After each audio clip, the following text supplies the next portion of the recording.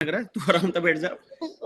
कोई बात नहीं, मैं जल्दी आऊंगा। अपनी मम्मी के पास बैठ जा। मेरी एक बात तो सुन लो। ठीक ही है, सब कुछ सब सही है। जब मेरे पापा अमेरिका गए चोट लग गई। बोलो बोलो क्या हुआ? बट अब तो ठीक है ना पापा? अच्छा क्या हुआ बताओ, कैसे क्या क्या लगी बताओ, मुझे बताओ। হলফ করে বলতে পারি ভিডিওটি দেখলে চোখের জল সামলানো সত্যিই মুশকিল হবে।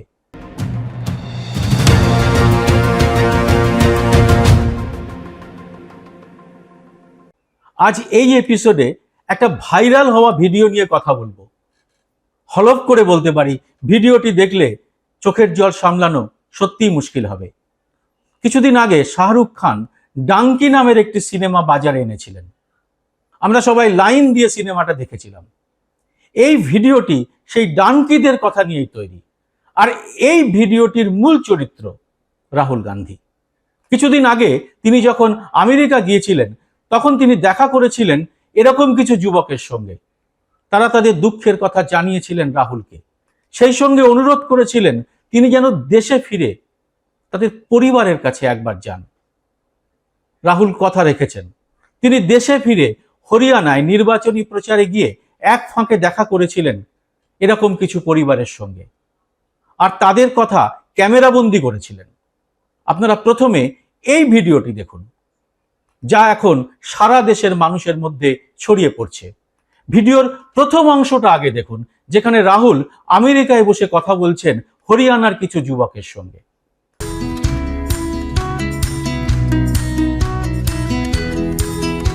नमस्कार, कैसे हैं आप? नमस्कार। ओ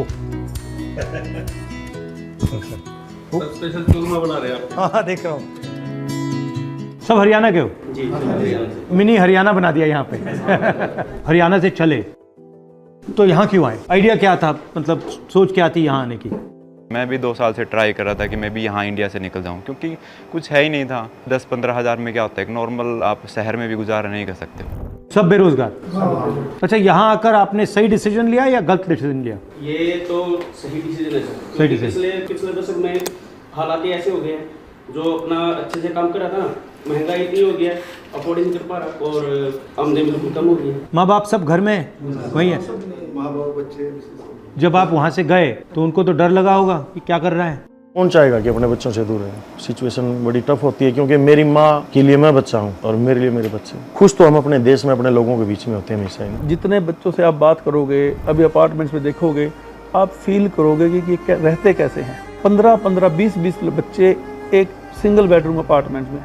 आप जाओगे तो बैग रखने की जगह नहीं है अपार्टमेंट्स में। वो सब पैसे इकट्ठे करके अपनी फैमिली को भेजते हैं ताकि हमारी फैमिली सर्वाइव कर सके। तो उसके बाद हमारे भाई साहब, उनकी हेल्प से हमने इनके पास रहे। हम जब तक हमारे पास काम नहीं था, इन्होंने काम अरेंज कराया, काम किया, जो कि $10 $11 के हिसाब से हमने एज ए लेबर काम किया। इन्होंने हमारा केस, जो हमें वकील को प्रेफर किया और उन्होंने केस सबमिट किया। उसके बाद हमें 6 से 8 महीने के लगभग वर्क परमिट मिलता है। लगभग 1 साल हमने वो काम किया, उसके बाद वर्क परमिट मिला। अच्छा, आप हरियाणा से अमेरिका आ गए। हरियाणा से आप हिंदुस्तान के किसी और स्टेट में नहीं जाने को सोचा? हर स्टेट में ऐसा ही हाल है।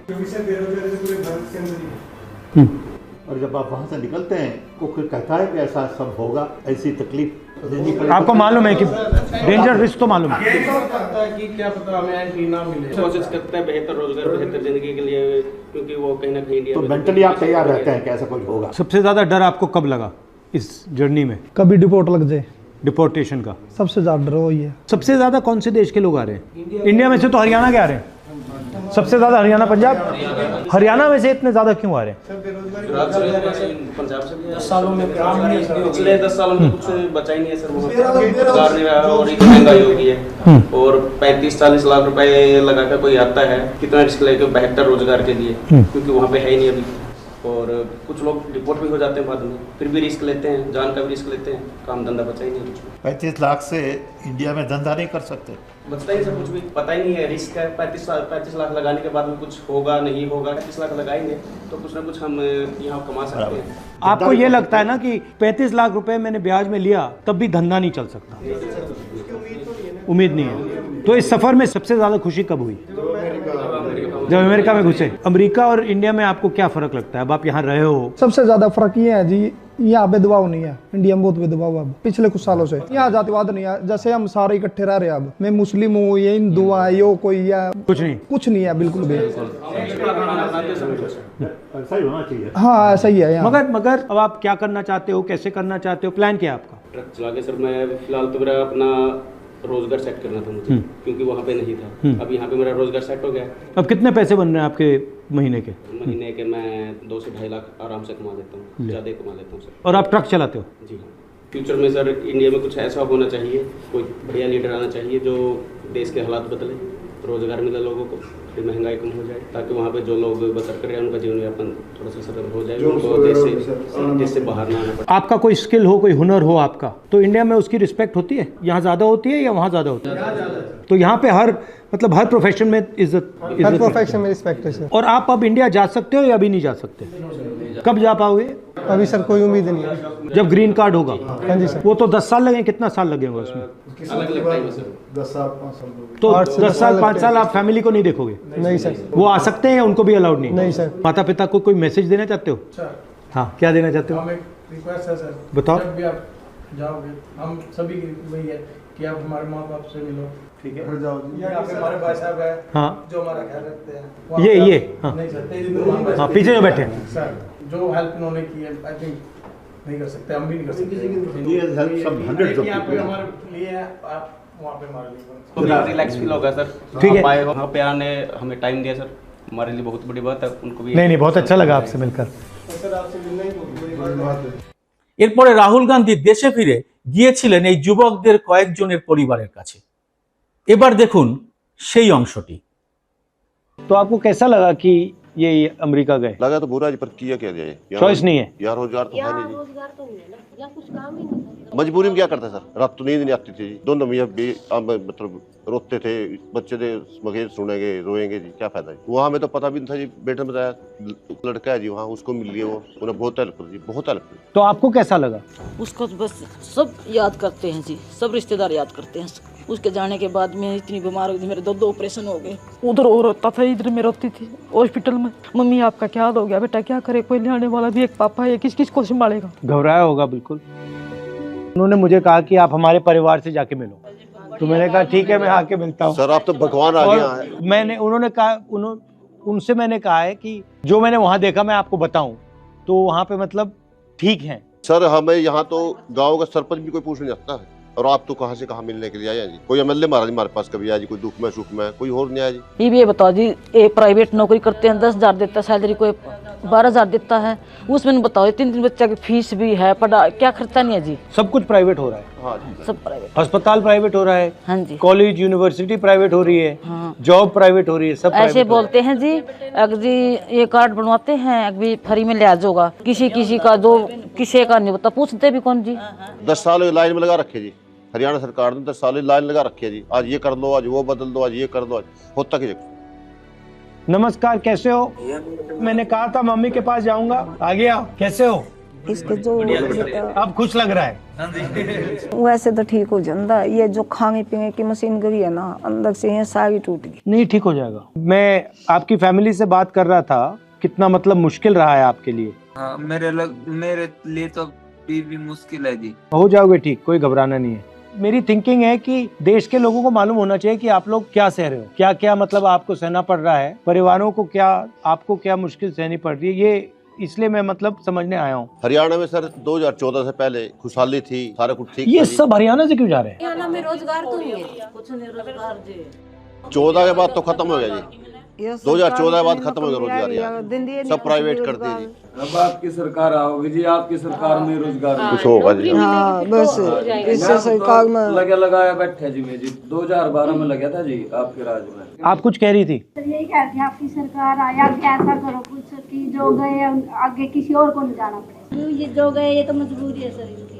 मेरे पास भी 2 बेटे हैं। हम तो यही चाहते हैं आने वाले टाइम में आप प्रधानमंत्री बनो, हाँ, और हमारे बच्चों को कहीं नहीं जाना पड़े, यहीं हरियाणा में रहे, यहीं रोजगार मिल जाए। आएंगे ना पापा, आएंगे ना, बस जाना तेरे को वहाँ जाना है। आने वाले समय में सर प्रधानमंत्री बने। जाना चाहते हो तुम? अमेरिका जाना चाहते हो? पापा से मिलने तो जाओगे? ठीक है ठीक है, पापा से बात करनी बात करो, कोई प्रॉब्लम नहीं। इमोशनल है, बहुत ज्यादा। अच्छा है, होना चाहिए इस एज पे। अगर इमोशनल नहीं होगा तो कब होगा? इसको पता कब लगा कि पापा चले गए? जैसे रात होते ही ये होता भी पापा चाहिए घर पे, पापा होने चाहिए, पापा के साथ बैठना, खाना खाना, ये सब मिस करता। तो बोलता पापा आप मुझे क्यों छोड़ के गए? हो गया एकदम मैंने दिखी हो गया तो थी मैंने। क्या क्या? की जरूरत नहीं बेटे, मैं भी बहुत जल्दी आऊंगा, चिंता न करो। नमस्ते भाई प्रदीप। नमस्कार सर। नमस्कार, बोलो बोलो। ये ऐसे इमोशनल हो जाता है जी मेरे को देख के। हाँ होगा, बिल्कुल होगा। बहुत बहुत धन्यवाद करता हूँ जी, आपने मेरी फैमिली को टाइम दिया, आप वहाँ जाके मिले, मेरे को बड़ी सांत्वना हुई जी, बड़ा ये फील हुआ जी। हाँ, अब मेरे बच्चे सुरक्षित है और मेरे बिल्कुल ही चिंता नहीं है जी मुझे किसी भी प्रकार का। घबराना नहीं आपको, तुम्हें भी नहीं घबराना, ठीक है? अब थोड़ा ये है जी, हमारी कोई तो सुनेगा तो जी। ठीक है बेटे, चिंता न करे, तू आराम से बैठ जा, कोई बात नहीं, मैं भी जल्दी आऊंगा। अपनी मम्मी के पास बैठ जा। मेरी एक बात सुन लो, मैंने तो बोलो। आड़ा को नहीं आऊंगा अमेरिका में, मतलब शायद लग जा। क्या कह रहा है? क्या कह रहा है? आप यहाँ नहीं आओगे, मेरे को डर लग रहा है। हाँ आज हाँ बिल्कुल जल्दी आ जाए। भारत की जनता ठीक रहे जहाँ आने वाले, बच्चे के साथ नहीं होना चाहिए। ये आप ही कर सकते हैं सर। आप में थोड़ा बहुत दिख रहा है जी कि कोई बुरा हाल हो गया तो जी। फिर आप कीमत करके मेरे पापा को जल्दी बुला किसी भी कीमत पे मेरे पापा को ठीक है, आप वहाँ पर जाके भी देखो। जाके आए थे वहाँ, मैं वहाँ से तो आया हूँ, पापा से मिल के आए। पापा से मिल के आया हूँ, इसीलिए तो आया हूँ मैं यहाँ तुमसे मिलने। पापा ने भेजा है मुझे, तुम्हारे पापा ने भेजा है। भेजा था, आप भेजोगे? उसका देख सारा मारते मिल के गई, उतारते मिलने आए हैं यहाँ स्पेशल। ये सर हमसे मिलने आया और आपसे भी मिले होगे, आपने पता है ना? हाँ हाँ पूछ कर देख, सब कुछ तैयार है, कोई दिक्कत वाली बात नहीं है। सब कुछ ठीक है और सिर्फ ठीक रहना। ठीक ठीक ही है, सब कुछ सब सही है। जब मेरे पापा अमेरिका गए चोट लग गई। बोलो बोलो क्या हुआ? बट अब तो ठीक है ना पापा? अच्छा क्या हुआ बताओ, कैसे क्या क्या लगी बताओ, मुझे बताओ, बताओ बताओ बताओ, कहाँ लगी चोट आपको? बताओ बताओ कहाँ लगी? सब नहीं बोलने का नहीं सर, सभी बच्चों सर यही हाल है। कोई मतलब माँ बाप ये सोच। হরিয়ানায় এখন নির্বাচন, সব সাংবাদিক রাজনৈতিক পর্যালোচনায় ব্যস্ত। হরিয়ানার 90টি আসনের মধ্যে বিজেপি কত পাবে, দুবারের সরকার তারা এবারও ধরে রাখতে পারবে কিনা তা নিয়ে চলছে চুলচেরা বিচার। কিন্তু আমি এর মধ্যে না গিয়ে আপনাদের কাছে এই ভিডিওটি আনলাম কেন?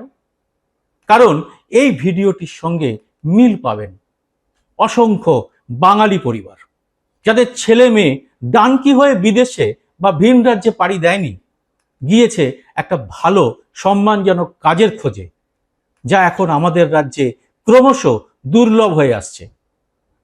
আমার আপনার ঘরের মেধাবী ছেলেমেয়েরা এখন সবাই প্রবাসী, রাজ্যে তাদের কোনো কাজ নেই। বৃদ্ধ বাবা মা তাদের ফোনের জন্যে সারা দিন বা কখনো সারা সপ্তাহ অপেক্ষা করে থাকেন। আর জেলার প্রান্তিক মানুষগুলো পরিযায়ী শ্রমিক হয়ে কোনো মতে জীবন ধারণ করেন, কখনো সাবির মল্লিকের মতো গণহত্যার শিকার হন। এই তো আমাদের দেশ। পরিবর্তন কি আসবে কে জানে? আপনাদের মতামত জানাবেন কমেন্ট বক্সে। গদি মিডিয়ার বাইরে গিয়ে আমাদের সমস্যার কথা আরো বেশি বেশি করে তুলে ধরার জন্য আপনাদের একটাই সাহায্য চাই, সেটা হলো চ্যানেলটিকে সাবস্ক্রাইব করে নোটিফিকেশন বেলটি চালু করে রাখার। জয় হিন্দ, সত্যমেব জয়তে।